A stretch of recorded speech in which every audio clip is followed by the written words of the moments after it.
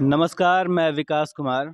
आप देख रहे हैं सन भारती न्यूज़ और सन भारती न्यूज़ की टीम इस वक्त आपको सिवान नगर परिषद से लगातार हर अपडेट प्रत्येक जनता तक पहुंचा रही है। यहाँ की समस्याओं को लेके आम जनता से मिला जा रहा है और ये जानने का प्रयास किया जा रहा है कि बीते 5 वर्षों में धरातल पे विकास की स्थिति क्या है और आज भी किस तरह की समस्याओं से यहाँ की जनता जूझ रही है। क्योंकि जनता जिन जनप्रतिनिधियों को 5 वर्षों का समय दी थी, वो लगभग समाप्त है और चुनाव काफ़ी नज़दीक है। चुनावी दौरा भी तेज़ है। हालाँकि अभी हम जहाँ मौजूद मौजूद है वो किसी पहचान के मोहताज नहीं है, क्योंकि लगातार जो समाज सेवा के तौर पे यहाँ की जनता का सेवा करते आए हैं डॉक्टर यादवेंद्र, हालाँकि प्रत्याशी के रूप में उर्मिला देवी हैं। और कहीं न कहीं देखा जाए तो इस वक्त जो चुनावी दौरा है, समर्थन कहाँ तक इनको मिल रहा है और चुनाव की तैयारी कहाँ तक हो चुकी है, किस तरह का यहाँ की जनता इनको समर्थन दे रही है, आगे इन्हीं बातों पे हम चर्चा करेंगे। लेकिन सबसे पहले आइए हम आपको उनसे मिलवाना चाहेंगे। बहुत-बहुत स्वागत है सर आपका हमारे चैनल पे। नमस्कार। सबसे पहले तो सारे सिवान वासियों को मैं प्रणाम करता हूँ, नमस्कार करता हूँ। सर जैसा कि हम बात करें इस सीट को लेके, जैसे कि आरक्षण में आने के बाद इसके पहले आपका चेहरा काफ़ी पॉपुलर हो चुका था पूरे सिवान नगर परिषद में और कहीं न कहीं इस बार जो चुनाव मैदान में आप आए हैं, तो क्या मुद्दा लेके आए हैं? किस तरह का समर्थन यहाँ की जनता से मिल रहा है अभी? देखिए, मैं वाइस चेयरमैन के लिए चुनाव में लड़ रहा था, लेकिन आरक्षण के रोस्टर की आने की वजह से मैं चुनाव नहीं लड़ पा रहा हूँ। ये चुनाव आयोग का कार्य है, तो इसमें कुछ कहा नहीं जा सकता है। लेकिन जो भी आदेश आया है, जो अति पिछड़ा के लिए हुआ है सीट, तो उसी क्रम में हम लोगों ने, हमारे पूरे मोहल्ले वासियों ने, महादेवा के लोगों ने, आज जो जितने भी मेरे शुभचिंतक है सिवान में, मैंने उनसे सबसे राय लेके, और उर्मिला देवी जी हैं जो 2001 में यहाँ से वार्ड पार्षद रह चुकी हैं, निर्विरोध चुनी गई थी वो। उनके पुत्र हैं उमेश शाह, समाज सेवी हैं, अच्छे लोग हैं ये लोग। तो उन्हीं को हम लोगों ने, सब लोगों ने मिलकर कैंडिडेट बनाया है अपना उपसभापति के लिए, सिवान नगर परिषद के लिए। तो जैसे कि कैंडिडेट के रूप में उर्मिला देवी इस वक्त सामने हैं। अगर हम बात करें तो 2001 में, जैसा कि आपका कहना है कि पूर्व पार्षद रह चुकी हैं। इसके बाद जनता से लगातार जो 2022 का समय है, बीच में कहीं न कहीं जनता से दूर रहीं। तो क्या लग रहा है इससे वीक पॉइंट यानी कमज़ोरी साबित होगा उपसभापति के लिए? नहीं, कोई भी कमजोरी साबित नहीं। उनके पुत्र हैं उमेश शाह जी, वो हमेशा समाज सेवा में लगे रहे हैं और इनका परिवार बहुत ही अच्छा है, सुलझा हुआ परिवार है, बहुत ही स्वच्छ छवि के लोग हैं। और उसी लिए इनको हम लोगों ने, और थोड़ा सा इनको तजुर्बा भी है काम करने का नगर परिषद में, क्योंकि 2001 में निर्विरोध चुनी गई थी। तो दोनों लोगों ने मिल के बेहतर चलाया था हमारे इस वार्ड को। उस समय ये वार्ड नंबर 9 हुआ करता था। तो जो 2001 से लेकर 2006 का समय रहा, कहीं न कहीं जनता प्रत्याशी के चेहरे को देखेगी। हालाँकि चेहरा अभी आपका सामने है और कहीं न कहीं जिस तरह से यहाँ की जनता के लिए सामाजिक कार्य आप करते आ रहे हैं, क्या लग रहा है उन तमाम कार्यों को देखते हुए आपके द्वारा जो चुने गए प्रत्याशी हैं, यानी जनता के द्वारा जो चुने गए प्रत्याशी हैं, उनको जनता मौका देना चाहेगी? जी बिल्कुल, वो खरा उतरेंगी अपने कार्य से। जो भी यहाँ पे कार्य होना होगा, जो भी सरकार से योजनाएं आती हैं, उसको धरातल पे उतारने के लिए वो भरसक कोशिश करेंगे। हम लोग भी मिल के सारा उसको आगे बढ़ाएंगे, क्योंकि सिवान में बहुत सारी समस्याएं हैं जो कि हम लोग बचपन से देखते आ रहे हैं कि जहाँ पे था पहले ये, वो अभी तक ऐसे ही है। कोई कार्य, जब अभी आप जाएंगे शहर में, अभी बरसात का मौसम है, सारे शहर में जल जमाव है। पॉल्यूशन, अभी अपना जो सिवान शहर है, अभी उसका एक सर्वे आया था, तीसरे नंबर पे हम लोग हैं पूरे भारत देश में। तो पॉल्यूशन क्यों हो रहा है? कुछ ना कुछ कमी है। यहाँ पे देखेंगे कूड़ा डोर टू डोर उठना चाहिए, लेकिन वैसा कोई व्यवस्था नहीं है। यहाँ पे सारा रोड पे कचरा पड़ा हुआ है, तो उससे पॉल्यूशन तो ही हो रहा है ना, एयर पॉल्यूशन हो रहा है। तो जैसे बहुत कि तरह हमारी टीम भी आम जनता से मिल के बात करी, उनकी समस्याओं को लेकर चर्चा कर रही है, तो उनका भी साफ तौर पे कहना है कि चुनाव से पहले जिस तरह से प्रत्याशी आते हैं जनता के समक्ष और वादे तो अनेक कर जाते हैं, लेकिन उन प्रत्याशियों में से किसी एक को प्रतिनिधि का जब पद दिया जाता है, जनता कहीं ना कहीं जनता का मानना है कि जो भी प्रतिनिधि के रूप में जाते हैं, जनता के विश्वास को कहीं ना कहीं 5 साल के लिए अधूरा छोड़ देते हैं, यानी उनके सपनों को अधूरा छोड़ देते हैं। क्या कहना चाहेंगे इसमें? देखिए, अब यहाँ पे ट्रेंड चल रहा है कि जो पॉलिटिक्स में है, किसी नए लोग को नहीं आने देना चाहते हैं, जो पढ़े लिखे लोगों को नहीं आने देना चाहते हैं। जो ट्रेंड बना हुआ है कि राजा का बेटा राजा बनेगा, वही कुछ लोग हैं पॉलिटिक्स में यहाँ पे जो नहीं चाहते कि नए लोग यहाँ पर आएँ।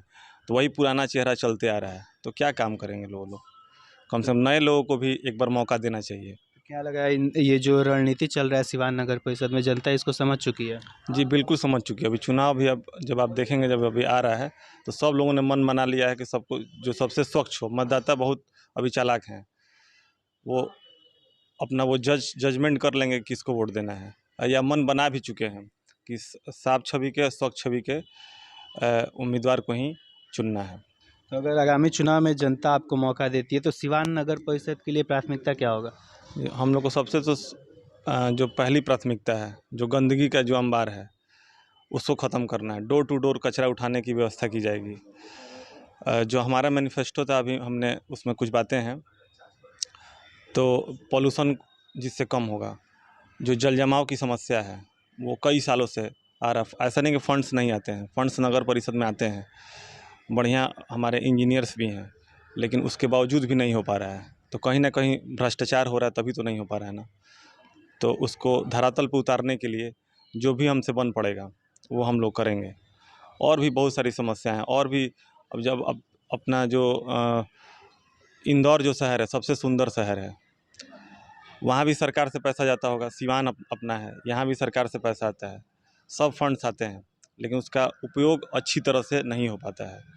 तो जो भी स्मार्ट सिटी बना, हम लोग क्यों नहीं बना सकते हैं? सीसीटीवी कैमरा से लैस कर सकते हैं अपने सारे वार्ड्स को, उससे बहुत सारी जो घटना होती है वो रुकेगी। और भी बहुत सारे कार्य हैं, जितना हम लोग से बन पाएगा सारा करेंगे हम लोग। क्या माना जाए, जैसे कि देखा जाता है कि जनता भी उपसभापति पद को उतना महत्व नहीं देती है, क्योंकि पूर्व में यही देखा गया है कि उपसभापति के पद से लगातार क्षेत्र में किसी तरह के कार्य देखने के लिए नहीं मिलते हैं, यानी उनका नाम तक जनता नहीं जानती है। तो क्या इसको लेके क्या कहना चाहेंगे? देखिए, अब ये डायरेक्ट चुनाव हो रहा है, जनता चुन रही है। पहले था कि 38 यहाँ पे पार्षद थे, अब 45 हो गए हैं, 45। तो 38 पार्षद जो चुन के जाते थे, वही यहाँ पे चेयरमैन और वाइस चेयरमैन बनाते थे। तो उसमें भी बहुत भ्रष्टाचार होता था, पैसे का लेन देन बहुत होता था। जिसको चाहे, जिसके पास पैसा वो बन गया। अब ये डायरेक्ट चुनाव जनता लड़ रही है, तो इससे कार्य होगा। तो क्या जनता से क्या कहना चाहेंगे? क्या ये तमाम जो मुद्दे आपके द्वारा दिखाए जा रहे हैं, ये तमाम कार्य क्या उपसभापति के पद से हो सकते हैं? जी बिल्कुल हो सकता है। जो भी सभापति बन के आएंगे, जो यही मैंने पहले भी कहा कि मतदाता बहुत जागरूक हो चुके हैं, चालाक हो चुके हैं। तो वो देखेंगे किस कौन कार्य कर पाएगा, उसी को वो लोग वोट देंगे। तो जिसको चुन के भेजेंगे अपनी तरफ से, या वाइस चेयरमैन हम लोग अगर चुन के आते हैं, वो भी मतदाता देखेगी। अगर हम लोग का कार्य उनको लगा कि हाँ ये लोग कर सकते हैं, तो हम लोग को वोट देगी। तो जो भी जीत के आएगा वो कार्य करेगा, क्योंकि डायरेक्ट खासकर चुनाव देखा है। जाए कि आप एक युवा चेहरा हैं और कहीं ना कहीं युवाओं के लिए कुछ सोच रखे होंगे, तो क्या कहना चाहेंगे युवाओं के लिए? अब यही युवाओं को कहना चाहेंगे कि एक बार जब भी वोट का 20 तारीख डिसाइड हुआ है, 20 तारीख को मतदान होगा, तो मैं यही हाथ जोड़ के उनसे प्रार्थना करूंगा कि जो भी हैं वाइस चेयरमैन में उर्मिला देवी जी को सपोर्ट करें। उनको युवाओं के लिए बड़ा कदम क्या होगा, क्योंकि इस समय युवा पक्ष है वो कहीं ना कहीं जागरूक हो चुका है और राजनीति में इंटरेस्ट ले रहे हैं। और यही देखा गया है पंचायत चुनाव में कि युवाओं का समर्थन जिस तरफ गया है, सत्ता उन्हीं के पक्ष में गई है। युवाओं के लिए क्या बड़ा कदम होगा अगर जनता यहाँ से आपको मौका देती है तो? जी, युवाओं के लिए बहुत सारे कार्य हैं। अभी उस लेवल पर तो यहाँ पे नगर परिषद के द्वारा तो ऐसा कुछ नहीं है कि युवाओं के लिए कुछ खास किया जाए। लेकिन जो भी हम, जैसे नगर परिषद का काम है शहर को सुंदर और स्वच्छ बनाना, तो उस पे हम लोग फोकस करेंगे कि अपने शहर को कैसे सुंदर और स्वच्छ बनाएं।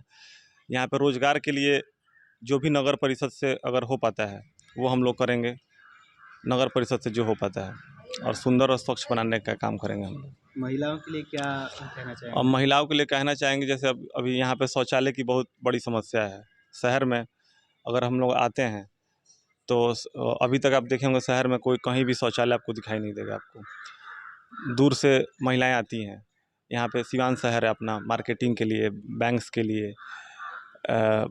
या हॉस्पिटल्स के लिए, तो कहीं भी शौचालय की व्यवस्था नहीं है। तो उन लोग के लिए कम से कम शौचालय की व्यवस्था हम लोग करने की कोशिश करेंगे। जहाँ भी जगह रहेगा वहाँ हम लोग करेंगे वहाँ पर। एक चीज़ और, एक सवाल और रहेगा, क्योंकि देखा जा रहा है कि जो बच्चियां हैं कहीं ना कहीं अपने पाँव पे खड़े होने के लिए वो भी सोच रही हैं।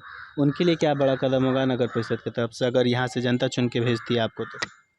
देखिए, बच्चियों के लिए जो भी सरकार से जो आएगा, जो भी कार्य उनके लिए जो उनके विकास के लिए होगा वो सारा हम लोग कार्य करेंगे। क्या अपील रहेगा जनता से? जनता से मैं यही अपील करता हूँ कि 20 तारीख को जब चुनाव का जो मतदान का जो दिन है, तो उसमें हम लोग को एक बार सपोर्ट करें, एक बार मतदान देके हम लोग को वाइस चेयरमैन का जो पद है हम लोगों को दें। सब लोग सीवान की जनता के साथ मिल के हम लोग सारा कार्य करेंगे, यहाँ पे सुंदर और स्वच्छ सीवान बनाने का कार्य करेंगे हम। एक आखिरी सवाल और क्योंकि देखा जाता ये है कि चुनाव जैसे जैसे नज़दीक आता है चुनाव का रुख दूसरे तरफ होने लगता है। यानी अगर हम बात करें तो बहुत से ऐसे प्रत्याशी हैं जो धनबल पे चुनाव लड़ रहे हैं, जातीय समीकरण पे चुनाव लड़ रहे हैं। तो इन मुद्दों को लेके यहाँ की जनता से क्या क्या संदेश देना चाहेंगे? देखिए, जातीय समीकरण और ये सब अब जो डायरेक्ट जो चुनाव हो रहा है, इसमें पैसे का भी खेल ख़त्म हो चुका है। पहले जो था, जो पार्षद चुनते थे, तो जात पात अब उतना मैटर नहीं रखता है। क्योंकि देखा जा रहा है इस समय प्रत्याशी उसी क्षेत्र में ज़्यादा घूम रहे हैं जहाँ उनकी बहुल्यता ज़्यादा है उनके कास्ट की। देखिए, उनका कॉन्सेप्ट हो सकता है जो प्रत्याशी घूम रहे हैं, लेकिन हम लोग का वो नहीं है। हम लोग को पूरे जितने भी वार्ड हैं वो सारी एक परिवार है सीवान। तो हम लोग सबको साथ लेके चलेंगे, हर जगह वोट मांगने जा रहे हैं, हर वार्ड में जा रहे हैं, क्योंकि सीवान को हमको सुंदर और स्वच्छ बनाना है। तो उसके लिए हमको सबका समर्थन चाहिए, हर जात का, हर मजहब का। तो मैं चाहता हूँ, अपील करता हूँ यही कि हम लोग को सारे जो सीवान की जो सारी जनता है, चाहे किसी भी कास्ट के हों, किसी भी समुदाय से आते हों, मैं इनसे यही अपील करता हूँ कि एक बार हम लोगों को मतदान के दिन वोट देके चुनना चाहिए हम लोग को। चलिए, हमारे साथ जुड़ने के लिए बहुत बहुत धन्यवाद। नमस्कार। तो जैसा कि हम आपको बता दें कि इस वक्त जो उपसभापति पद के प्रत्याशी है उर्मिला देवी और उनके पुत्र उमेश शाह हमारे साथ मौजूद हैं, जो इनका दौरा रहा और पूरा कार्यकाल रहा है। आइए हम उनके इन्हीं बातों पे हम चर्चा करेंगे। तो सबसे पहले बहुत बहुत स्वागत है आपका। जी, मैं सबसे पहले मैं आपके चैनल को धन्यवाद देता हूँ कि जो आपके चैनल के माध्यम से पूरे हमारे सिवान जिला के नगर परिषद के क्षेत्र में हमारे बात को मैं नमस्कार करता हूँ जनता को। जैसा कि अगर हम बात करें इस वक्त डॉक्टर यादवेंद्र जी के प्रतिनिधित्व में आपकी माँ चुनाव लड़ रही हैं, तो अगर समर्थन की बात करें पूर्व कार्यकाल को लेकर हम बात करें तो जो 2001 से 2006 का समय रहा वो सिवान नगर परिषद वार्ड संख्या 9 के लिए कैसा था? बहुत बढ़िया था। हम लोग 2001 में हमारी माँ वार्ड पार्षद निर्विरोध बनी हुई थी। हम लोग उस समय बहुत बढ़िया, जो हमारे वार्ड में कहीं भी किसी भी जनता से पूछ सकते हैं कि उर्मिला जी जो थी वो कैसा कार्य की। तो जो 2001 के बाद जो सत्ता एक बार निर्विरोध में चुनी गई आपकी माँ, उसके बाद से 2022 का समय रहा। इस बीच क्या कारण रहा कि कोई पद नहीं मिला? क्या कारण रहा? नहीं, सीट रिजर्व हो गया था, SC ST में हो गया था। हम उसमें आते नहीं हैं। रिजर्व हो जाने के कारण हम 15 साल समाज सेवा किए, राजनीति से वंचित नहीं थे। हम समाज सेवा करते रहें और समाज सेवा करते रहें। फिर हमको मौका मिला तो डॉक्टर यादवेंद्र जी हमको आशीर्वाद अपना दे रहे हैं, समर्थन भी दे रहे हैं। के तौर पे कार्य कर रहे थे, वो क्या सीमित क्षेत्र में या फिर पूरे सिवान नगर परिषद के लिए? मैं पूरे सिवान शहर के लिए कर रहा था समाज सेवा। हर मजहब में, हर समुदाय में, किसी भी पार्टी फंक्शन, किसी भी ज़रूरत पड़ता था, वहाँ हम आगे रहते थे। तो आगामी चुनाव नज़दीक है, जनता से क्या अपील रहेगा? जनता से मेरा अपील रहेगा कि एक बार फिर मौका दिया जाए। जो 2001 से लेकर 2005 तक मैं जो किया वो देखते हुए मुझे एक बार और मौका दिया जाए, यही मेरी जनता से अपील रहेगी। बहुत बहुत धन्यवाद।